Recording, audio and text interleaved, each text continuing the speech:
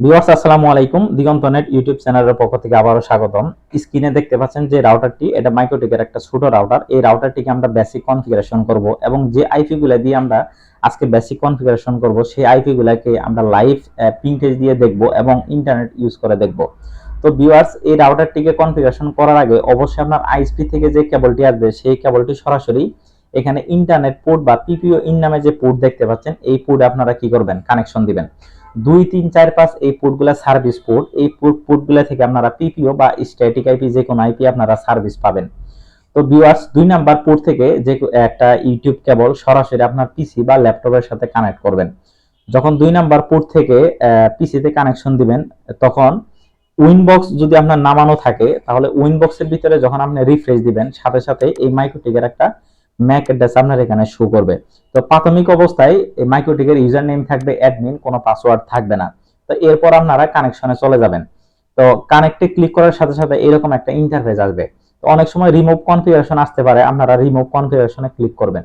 তো এরপর সর্বপ্রথম আমরা ইথারনেট পোর্টগুলোকে, অর্থাৎ এই যে পোর্টগুলো আছে এগুলাকে আমরা মেনশন করব যে কোনো একটা নাম দিয়ে। 1 নাম্বার পোর্ট যেহেতু আমাদের ইন্টারনেট ইন হবে, অর্থাৎ আইএসপি থেকে ইন্টারনেট ঢুকবে, সেহেতু আমরা 1 নাম্বার পোর্টটাকে 1 হিসেবে মেনশন করতেছি। আপনারা যে কোনো নামে দিতে পারবেন। এরপর অ্যাপ্লাই ওকে দিব।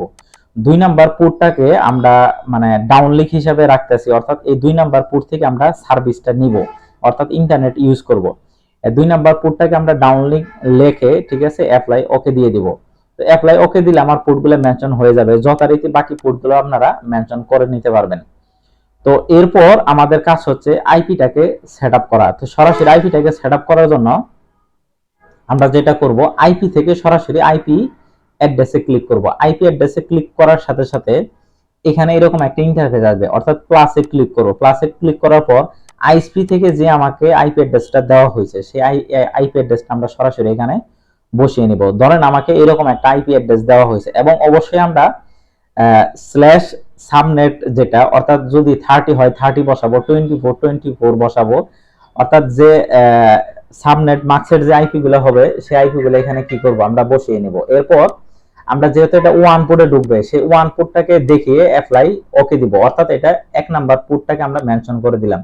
এরপর যে সার্ভিস পোর্টটা আমরা ইউজ করব, অর্থাৎ লোকাল আইপি যে আমরা ইউজ করব কাস্টমারকে দিব, সেই আইপিটা আমরা এখানে লিখে নিচ্ছি। আমি এখানে /24 দিচ্ছি, অর্থাৎ আমি 254 আইপি আমি কি করব, ইউজ করব। তো আমার আইপির কাজ শেষ। এরপর চলে যাব আমরা ডিএনএস, অর্থাৎ সরাসরি ডিএনএস এ ক্লিক করব।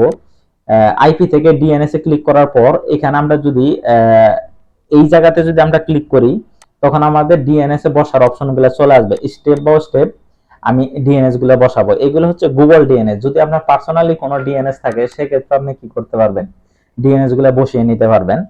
তো আমি গুগল যে ডিএনএস গুলো আছে এই ডিএনএস গুলো এখানে বসিয়ে নিচ্ছি। পরবর্তীতে এই ডিএনএস গুলো আমি পিং দিব, যে এই ডিএনএস গুলোকে আমি আসলে পিং পাচ্ছি কিনা। এরপর অ্যাপ্লাই ওকে দিব। আমার ডিএনএস বসানো শেষ।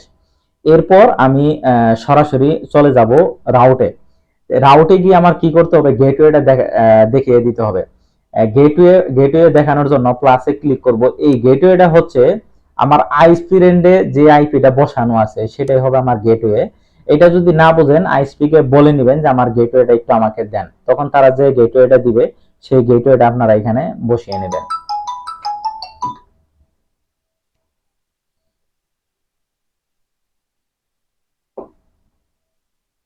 তো গেটওয়ে বসানোর পর অ্যাপ্লাই ওকে দিব।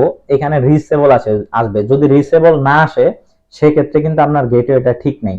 তো এই ক্ষেত্রে আপনি একটু কথা বলে নেবেন। এরপর আমার যেটা করতে হবে, ফায়ারওয়েলে গিয়ে নেটিংটাকে দেখিয়ে দিতে হবে। এর জন্য আমরা সর্বপ্রথম যাব ফিল্টারে।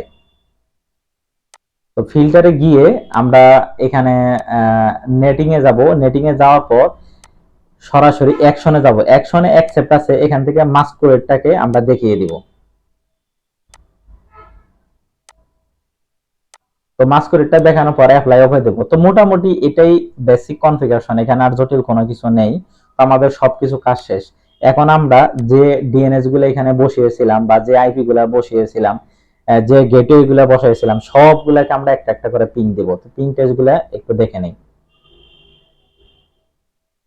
তো ভিউয়ার্স, যদি ভিডিওটি আপনাদের ভালো লেগে থাকে অবশ্যই ভিডিওটিতে একটা লাইক দিবেন এবং এই ধরনের ভিডিও পাওয়ার জন্য অবশ্যই আমার চ্যানেলটিকে সাবস্ক্রাইব করবেন এবং বেল আইকনটিতে একটা নোটিফিকেশন দিয়ে দিবেন। তো ভিউয়ার্স, আমরা কিন্তু প্রতিটার যে আমরা পিং দিয়েছিলাম অর্থাৎ সবগুলার আইপি অ্যাড্রেসের কিন্তু আমরা পিং অলরেডি পাচ্ছি। এখানে যে সামান্য একটু টাইম আউট দেখাচ্ছে এটা হচ্ছে, তো আমার একটু কেবলে প্রবলেম আছে। আমি যেহেতু সরাসরি ওএলটি থেকে এটা বসাই নাই, এটা একটা কাস্টমার এন্ডে বসানো। তো ভিউয়ার্স, এখন লাস্ট যেটা আমরা পিং দিব সেটা হচ্ছে যে আইপিটা আমরা এখানে বসিয়েছি রাউটারে, সেই আইপিটাকে আমরা এখানে বসিয়ে একটা পিং দিব।